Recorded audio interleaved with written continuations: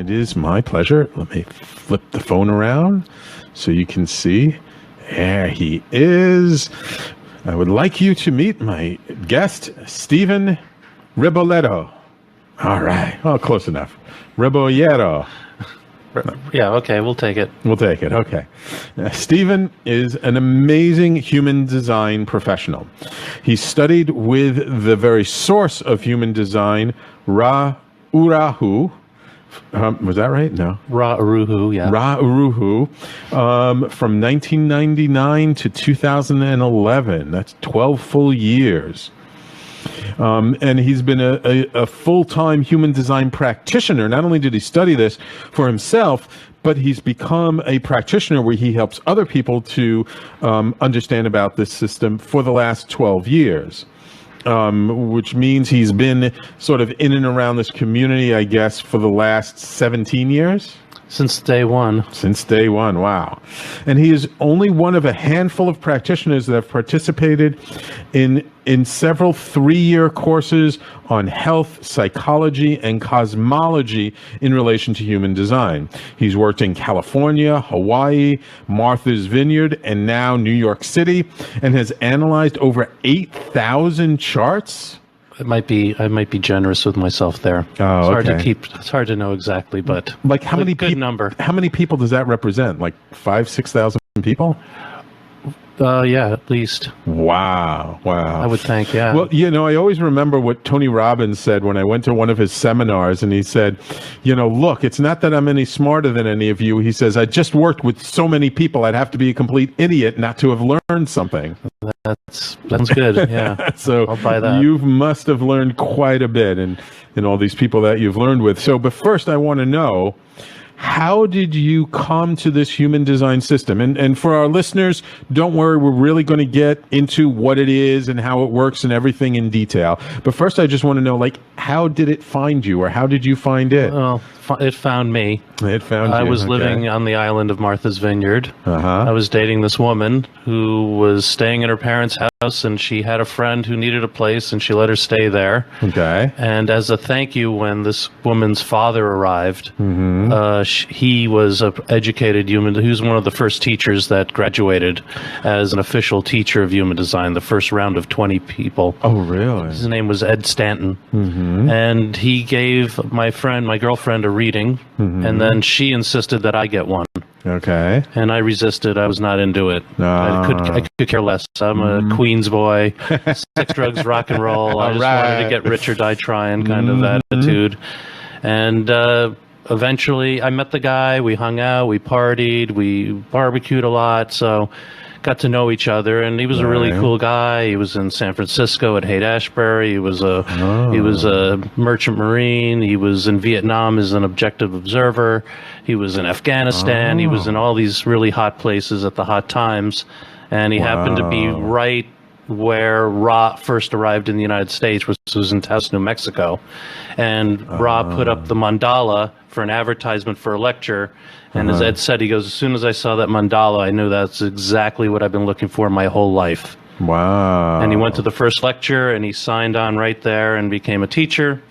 Ended up on Martha's Vineyard. He used to live on the vineyard on and off. He was a sailor, so he had his boats there and stuff. Okay. He was there during the filming of Jaws. Oh, wow. And all So let me ask you, when you had that first experience with human design with Ed, what was it like for you as he started to show you the mandala and started talking to you about all these different aspects? What did you think initially? Were you like, this is crazy, this is nuts? Or were you fascinated? Or were you like, oh, wow, this is perfect?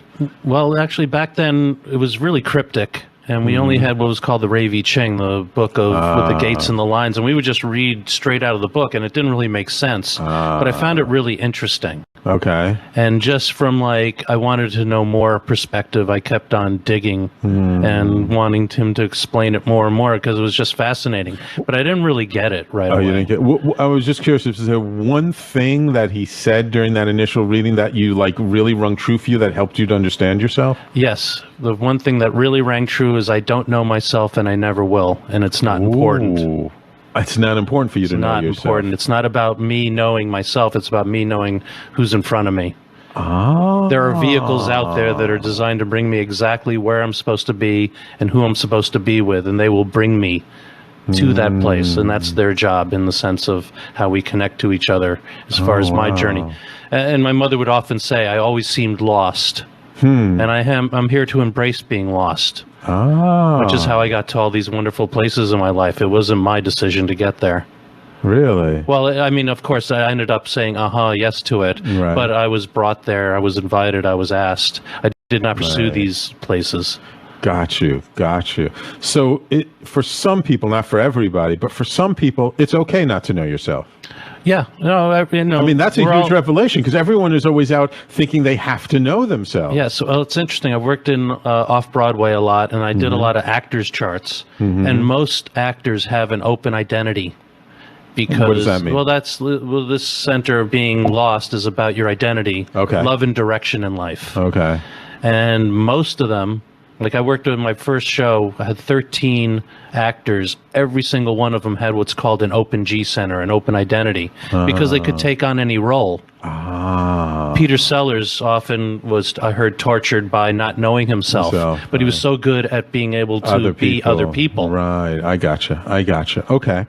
So for those people who are not, and I'm sure many of my listeners are familiar with human design. As you know, I had on Peter Roth.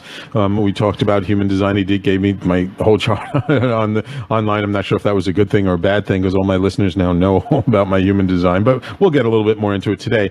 But in terms of like, for somebody who doesn't know what human design is at all, how would you describe it? How would you compare it to something to give people at least some basic Well, the one sentence answer is it's designed to guide your decision-making process. Okay. To know when you are reliable and consistent and can consistently know how it resonates to that part of you. Okay. So in human design, it's strategy and authority. There's a strategy by which you're designed to enter into situations correctly as yourself. Right. And then someplace within you, it could be your emotions, could be your response, it could be your intuition, it could be your heart. These are several, or it could be your identity. So these are places of authority within us. So it's a self-exploration and understanding tool. You can only teach yourself who you are. Human design is just a map. It's a guidance system. I just guide people to their map because I'm educated in it. Right. It's a language. Right. I've just been speaking this language now for 18 years. Right. And there are other languages too some people are into, and I've had numerologists on, astrologers on, there are a lot of different tools. What was it about human design that really resonated with you that made you say, I want to learn this? Practical and simple. Direct. I mean, it cuts through all the crap. It goes right to the heart of the matter. I actually worked with a woman whose husband was head of New York psychology for 10 years in the 70s. Ooh. And she said, you do, or human design does in 1 hour what it takes 10 years for a psychologist to do. Wow. Okay. I don't have to, it's a chart, and I read the chart. I don't need input. Right. It's good to know where you are in your journey, but the chart is the chart. The facts are the facts. Great. Okay. We're going to take a quick commercial break.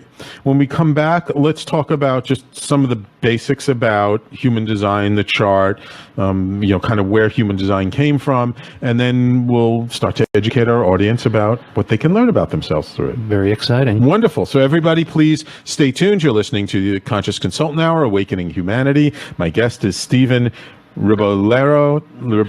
I'm going to torture you. Reb. And we will be right back.